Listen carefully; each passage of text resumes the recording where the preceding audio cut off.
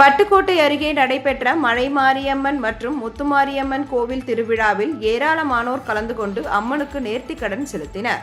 தஞ்சாவூர் மாவட்டம் பட்டுக்கோட்டையை அடுத்த மதுக்கூர் புலவஞ்சி ஊராட்சியில் அமைந்துள்ள அருள்மிகு மலைமாரியம்மன் மற்றும் முத்துமாரியம்மன் திருக்கோவில் அப்பகுதியில் பிரசித்தி பெற்றதாகும்.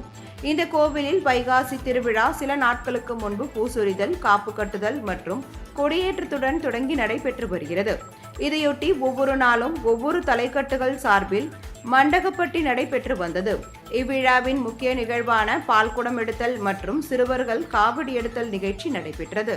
அப்பொழுது பால்குடங்கள் மற்றும் காவடிகளுடன் ஏராளமானோர் மேலதாளங்கள் முழங்க ஆட்டம் பாட்டம் உள்ளிட்ட பல்வேறு நிகழ்ச்சிகளுடன் அருள்மிகு மலைமாரியம்மன் கோவிலில் இருந்து ஊர்வலமாக புறப்பட்டு முக்கிய வீதிகள் வழியாக முத்துமாரியம்மன் கோவிலை வந்தடைந்தனர். பின்னர் பக்தர்கள் கொண்டு வந்த பாலை கொண்டு முத்துமாரியம்மனுக்கு அபிஷேகம் மற்றும் ஆராதனை நடைபெற்றது.